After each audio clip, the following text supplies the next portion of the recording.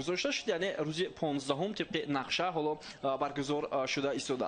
بیاید با ایتی دسته توجه میکنیم. دسته نیکیتا پترمن 74 بکمرود حییتов رقم 14 رقم 4 حیدر سنت‌الله اسماعیلов و در خط حمله دو نفر رقم 22 سنت‌الله عزیزов و رقم 10 خدایداد اوزاخov است. مربی و کاپیتان این دسته است تحت رقم 55 در خط دفاع رقم 23 محمد ناسکov رقم 3 جوانان کشور در تیم المپی تیم ملی کشورمون فعالیت کرده بود. اصلدین حبیب‌الله و حالا در شهر دوشنبه تردیف که سال گذشته طاهر مومینوف بود و در وقش باشد طاهر مومینوف نیست که اصلا محض میدان و ادامه حمله دسته روشن رو میبینیم. فرصت بسیار خوب است و اینجا سرگی یاورسکی با مبارزه برد.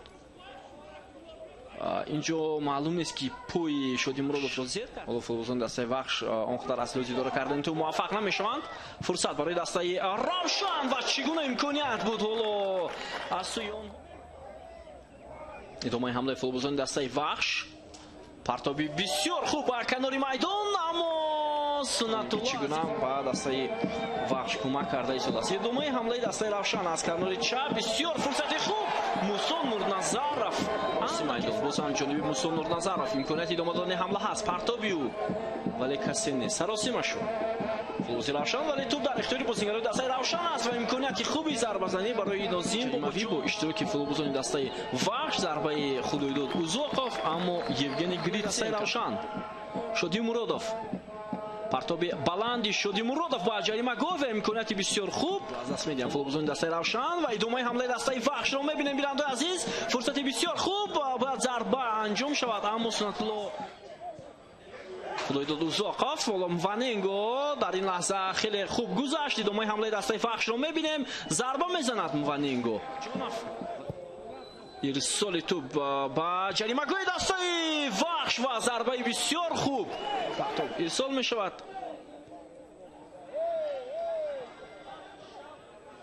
سنت‌الله عزیزов ارسال توپ بسیار عالی با پهلوی چپ میدان. حالا صلادین ارگاشov حرکت میکند میتواند پاس بدهد موانینگو گل حساب 1-0 فوتبالبازان دسته وخش دروازه یوگنی گریتسنکو را رخنه میکنند و شادی و نشانی آنها حد و کنار ندارد. بیننده عزیز فوتبالبازی که سال گذشته در رئیس توجه میکنیم پرتاب بسیار خوب بود از جانب نیمو فیزیتگری دسته وخش. صلادین ارگاشov بسیار خوب هم دسته خود را دید و در این لحظه دیر کرد. بازیگر رقم 65 دسته روشن برای برطرف کردن این وضعیت موسی نورنظرов تماشا کرده ایستادند و همچنین عباس اندلیبov. حالا فرصت برای روشن و گل حساب شده می شود. عزیزبک سلطانov با سر توپ را به درون دروازه روان میکند. بیننده عزیز و داور اشاره میکند که او در افساید قرار داشته است. کلوب فوتبال وخش و همچنین روشن امروز در این میدان قرار دارند. افساید بوده است.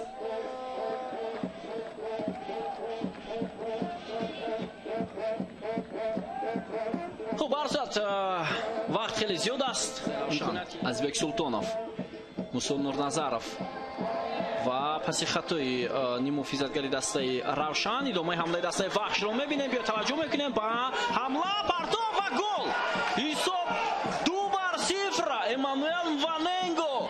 واقعا نظر بر روشن دیگر است یعنی روشن حیاتش پرقوتر هم هست که این خطا نمیکنیم. خب سنت‌الله عزیزov تمام اون خطاهای خود را که در نیمه اول کرد با همین پاس زیبایش با همین پاس خیلی هم نازک جبران کرده توانست و توپ را بسیار دقیق با امانوئل موانینگو روان کرد. پس با قفام حالا یک ضربه جانبی دروازه وخش و توبی موجود دیگری حمله دسته روشن رحمتشاه رحمتزاده ضربه خیلی سخت دارد و ضربه شد دروازه. خب ادامه حمله دسته روشن حالا پرتاب جریمه گل یک فرصتی بسیار خوب رحمتشاه رحمتزاده اما بازی خواهد کرد. ارگاشov پرتاب خوبی او با امکانیتی بی‌نهایت. ادامه حمله فوتبالبازان دسته روشن حالا بیا توجه میکنیم با بازیگزاری آنها ولی توپ رو میگیرن فوتبالبازان دسته وخش. عزیزبک سلطانov از پای افتید. خورشید عبداللهیف امکانیت ادامه دادن حمله برای دسته روشن هست. خورشید عبداللهیف و зарбаи дастаи Равшан Азизбек Хаетов Партов ва Сергей Яворский ин вазъиятро бартараф. Партовиу ба дохили ҷаримагоҳи Евгений Гриценко ва гол.